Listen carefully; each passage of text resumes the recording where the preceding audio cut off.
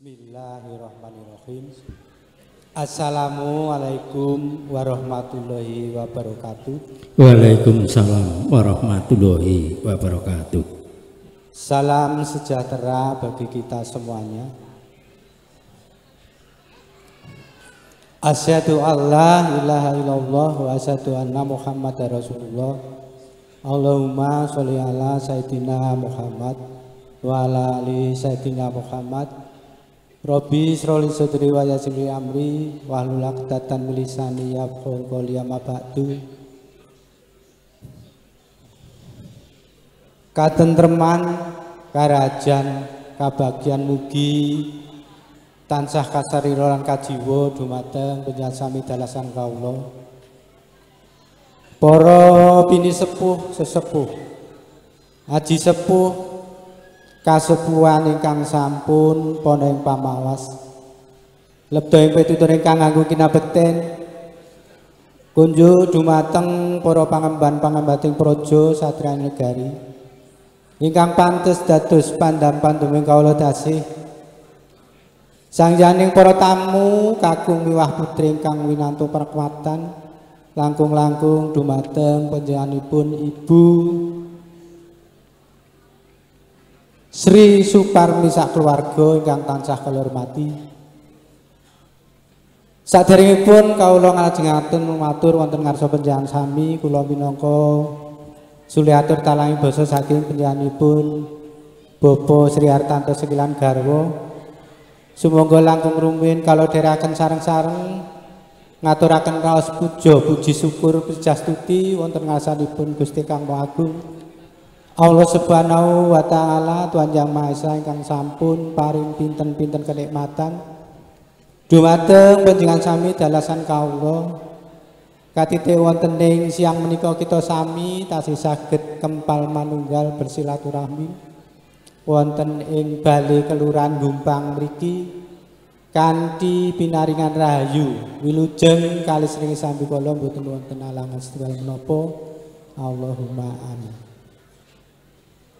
Saking para tamu ingkang karomati ingkang salajengipun nunggih nuwuni dawuh saking kadang kula sepuh Bapak Sri Hartanto sekalian kinen matur wonten ngarsa panjenengan sami maligi dumateng panjenenganipun Ibu Sri Suparmi sak keluarga bilih sowanipun Bapak Sri Hartanto sekalian ing siang menika ingkang sepindah nggih menika silaturahim ugi ngaturaken salam saha taklim kanthi atur assalamualaikum warahmatullahi wabarakatuh.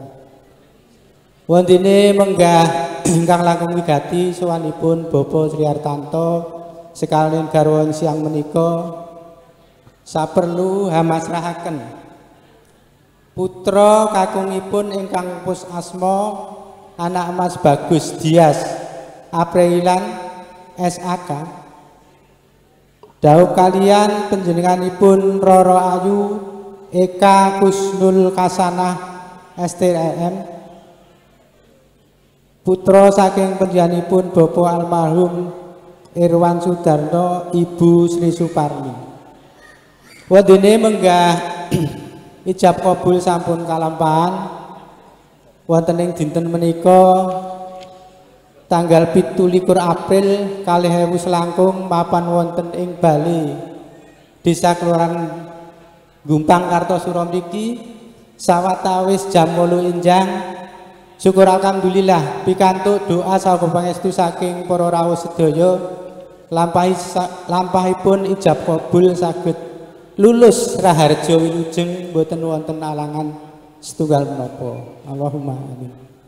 Ingkang salajengipun putra pinanganten kekalih kang sampun kalampahan ijab kabul kala wau kawula pasrahaken sautahipun sumangga bara anggenipun badhe ngula wentah lan anggenipun badhe ngawontenaken adicara pahargyan ing wedal dinten menika miturut satataning adat widi-widana ingkang sampun sinengker wonten ing Gumpang Kartosuro mriki.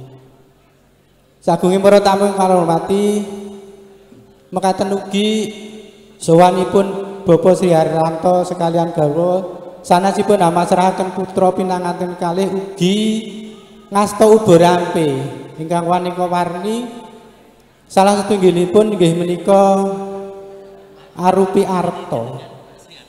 Namung menggah gunggung singsunipun nuwun pangapunten kula kiambak boten mangertosi ingkang angka kalih menika ugi ngasta uba rampe pirantos kagem ngadi busana ugi ngadem sarira kagem putra pinanganten putri lan saperangan malih menika wonten angsal-angsal arupi jajanan peken ingkang boten saged kula sabetaken setunggal setunggal sedaya ingkang kula sebataken ing ajeng kala wau kapasrahaken sawetahipun sumangga borong wonten ngarsanipun Ibu Sri Suparmi sak keluarga.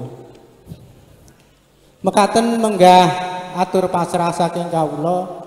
Namung ing mriki ugi nyuwun pangapunten ngiras-nirus matur ambok bilih mangke sak sampunipun pahargyan prasaja punika paripurna keparenga Bapak Sri Hartanto sak keluarga ugi sak pangombyong kepareng nyuwun pamit lan nyuwun tambahing donga pangestu mugi-mugi lampah kula saking Balai Desa Kelurahan Gumpang mriki ngantos Perumahan Jawa Baru Sukarjo tansah pinaringan rahayu wilujeng kalis nire sambikala mboten wonten alangan setunggal menapa. Lan ingkang pungkasan lenggana bilih nggih kula matur ing ajeng kala wau minangka sule sarila tarangi basa saking panjenenganipun Bapak Sri Hartanto sekalian.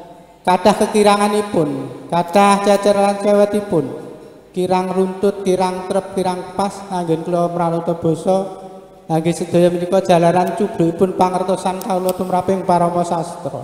Kani pekaten kawula selaku pribadi nyuwun agung pangapunten ingkang agung, ing wasana cekap semanten atur kula akhiru kalam wabillahi taufiq wal hidayah. Wassalamualaikum warahmatullahi wabarakatuh. Waalaikumsalam Sasono Pandayawara kawula wangsulaken dumateng pambiyawara.